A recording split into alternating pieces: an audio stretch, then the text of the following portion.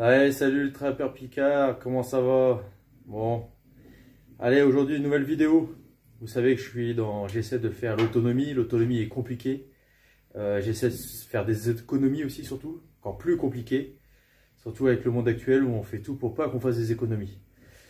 Donc, ma première phase de test sur la récupération d'eau de pluie, je vous en avais parlé, est terminée. Elle marche. Il me reste plus qu'à mettre du chlore dans les cuves pour tuer les larves de moustiques et surtout pour que l'eau soit un peu plus claire.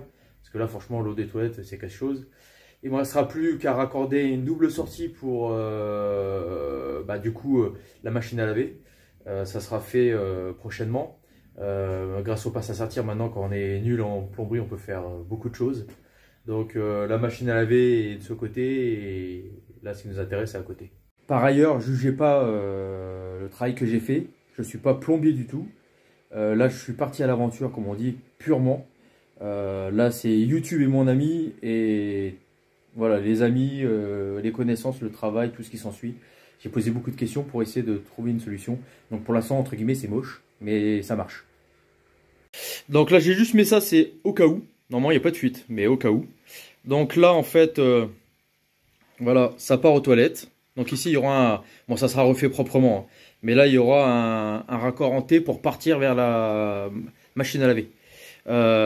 Ici, clapet anti-retour, tac, filtre, micro, mais ça filtre mes couilles. Et ensuite, ça part aux cuves. Bon, le filtre, il retire les gros morceaux. Voilà, on en voit un dedans. Ça retire sur tous les gros, mais en fait, c'est un filtre que j'ai eu sur Amazon. Et je l'appelle le filtre mes couilles parce qu'il sert à rien. Donc, je remettrai tout un kit, en fait, ici, de filtre à tissu, charbon et tout ce qui s'ensuit. Pour avoir une eau au plus clair possible surtout. Parce que dans mon projet futur, ça serait d'avoir un appareil en fait électronique, vu que j'aurai des panneaux solaires, pour pouvoir avoir de l'eau quasi potable, quoi, pour pouvoir mettre dans toute la maison complète. Mais en tout cas, mon système fonctionne. La pression ne bouge pas. Ouais, vous regardez, hein, la pression elle bouge pas du tout. Il n'y a aucune fuite. Franchement, je suis vraiment content. En étant nul dans ce domaine, je suis vraiment content. Et ça marche nickel. J'avais eu les cuves à 45 € les 4. Donc j'ai fait un système où voilà, qu'elles explosent pas non plus. Mais bon, ça fera son travail, c'est pas un souci. J'ai fait des raccordements avec mon impression 3D. Avec un raccord qui est pas forcément très étanche. Il va falloir que je le refasse avec du remplissage à 100%. Une petite pièce que je vais refaire. Mais qui fait son taf. Voilà, elle fait le boulot que je lui demande. Et ensuite, ça repart vers la maison. Donc, il y a 10 mètres à protéger du froid. Donc, ça, je vais m'en occuper prochainement. Je voulais déjà savoir si ça marche.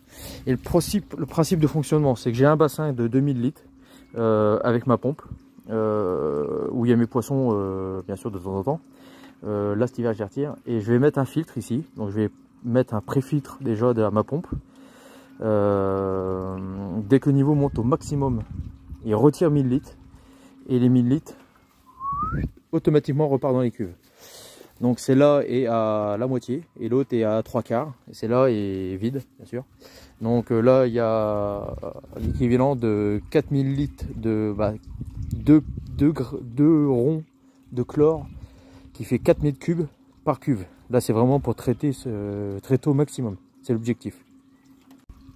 Je comprends pas qu'on utilise de l'eau potable pour faire caca. Faut que quelqu'un m'explique la chose, je n'arrive pas à comprendre.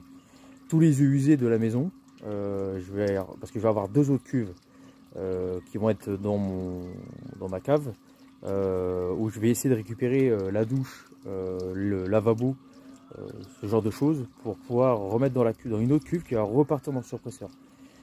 Essayer d'économiser le maximum d'eau, qu'il n'y a pas lieu de jeter quoi, bêtement.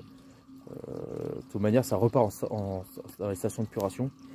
Donc voilà, ça fera son taf. Là, bon, j'ai vraiment mis beaucoup de chlore là pour le démarrage parce que les cuves sont très sales.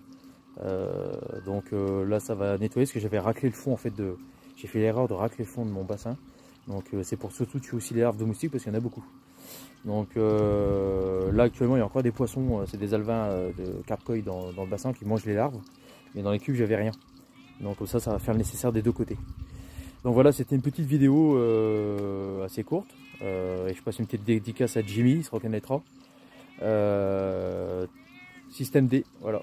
Système D, il faut juste réfléchir et puis s'aider de tous les outils qu'on a sur internet pour pouvoir créer voilà, nos économies. En tout cas, c'était Trapapika. Je vous dis à très bientôt. La suite avec les bassins à poissons. J'ai des très belles perches.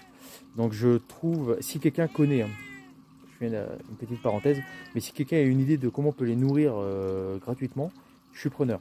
Là, je piège des alevins pour leur donner à manger. Mais est-ce qu'il y a une meilleure solution? Je suis preneur. Allez, salut!